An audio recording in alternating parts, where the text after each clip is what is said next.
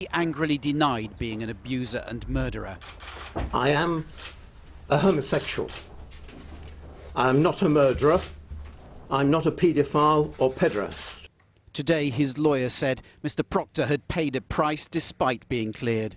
The repercussions that have come of this, he unfortunately, as a result of this investigation, has lost his job, has had to move abroad. Former Home Secretary Sir Leon Brittan was also said to have been part of the ring, as allegedly was former Prime Minister Edward Heath. Neither alive to defend themselves, distress caused to those close to them. The collapse of this investigation, after all the sensational headlines it's attracted, is deeply embarrassing for the Metropolitan Force and has already led to calls for a public inquiry and for the resignation of senior officers, including the Commissioner, Sir Bernard Hogan-Howe.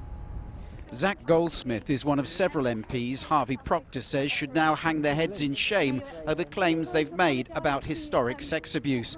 But the Tory candidate for London Mayor was unrepentant tonight. Abuse happened in my constituency, that's not, no one doubts that. It happened at a care home and it happened at a guest house. And then the idea that I should apologise for something which we know, and the Home Secretary knows, and the police knows to be true, is absurd. The investigation, now closed, cost around £2 million.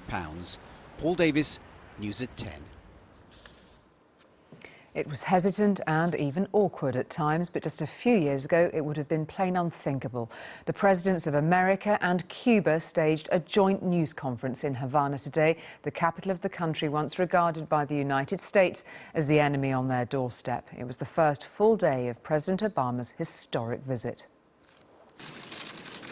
Broad smiles replaced years of hostility.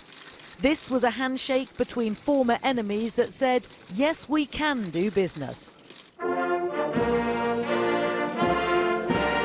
In the Palace of the Revolution, the Cuban military band struck up the Star-Spangled Banner. The magnitude of the achievement wasn't lost on President Obama. For more than half a century, the sight of a U.S. president here in Havana would have been unimaginable. But this is a new day. Es un nuevo día. But both men acknowledged profound differences. We continue, as President Castro indicated, to have some very serious differences, including on democracy and human rights. And President Castro and I have had very frank and candid conversations on these subjects. But there could also be potentially huge rewards. An extra 3 million tourists are expected this year as the Thaw with America pays dividends. Vedado is one of the top places, yeah. Sandra Arias gave up her job as a teacher to become an estate agent, one of only 14 in Cuba. It used to be illegal to make profits on your home. That's changed, but she's still cautious about lifting all restrictions. I think that if the market is widely open and foreigners are allowed to buy in a local market, Cubans won't be able to afford to buy a property in their own country, so I don't think that would be good for us. This rapprochement has already started to deliver concrete results. Hotel Inglaterra is going to be part of a group bought by the American chain Starwoods. But what the Cuban people really yearn for is a lifting of the embargo. And Obama can't give them that without the approval of Congress. Men in this Havana square were arguing about baseball, not Obama. The average wage here is still just £15 a month. As the president's motorcade swept through the city, people caught a glimpse. He says this visit is primarily about improving their lives. An awkward joining of hands. This is still an uncertain partnership that will take time to turn around half a century of neglect. Juliet Bremner, News at 10, Havana. The new agreement with Turkey, which came into force this weekend, is supposed to deter migrants from trying to enter Europe illegally. The trouble is, Turkey's huge and rocky western coastline is almost impossible to police. There are plenty of potential hiding places and picking up points in amongst its hundreds of coves and inlets. Well, our correspondent John Irvine met one group of people undeterred by the knowledge they might be sent straight back. It took time to find them. the people of the undergrowth, refugees and migrants, hiding amidst the scrub that covers the undeveloped coastline of western Turkey. They're camping out here at the behest of the smugglers in whose hands they've put their faith and money. Across the narrow channel, their goal, the Greek island of Chios, looks tantalizingly close. They're restless, impatient to reach that new horizon. These people are all Afghans. They know the new rules mean they might well rebound back here to Turkey, but they're going to take their chances. This man told me he simply had no alternative. We don't have one plan. So you're going to go? Yes. As they prepare for another fitful sleep in the open, suddenly word comes through that when night falls, they'll be moving. There are dozens of them.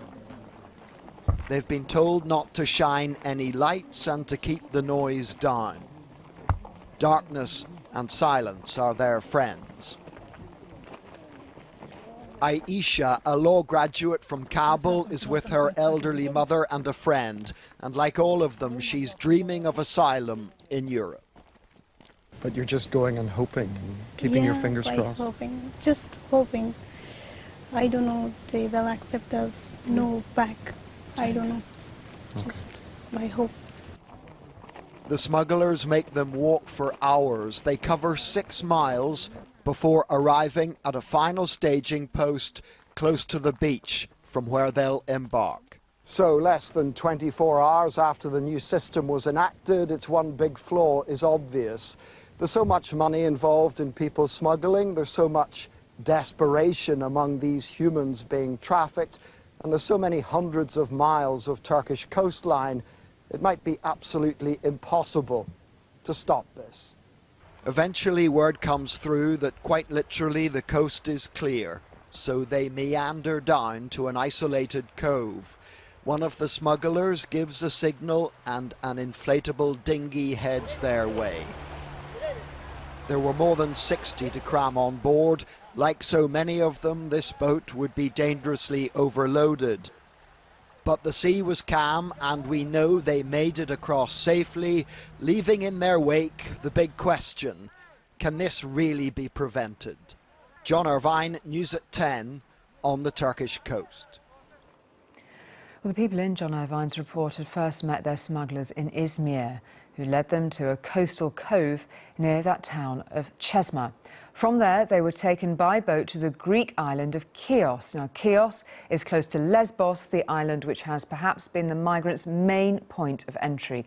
And our Europe editor, James Mates, is in Lesbos tonight, outside a camp for migrants and refugees. James, from what you've seen, can Europe's new rules work?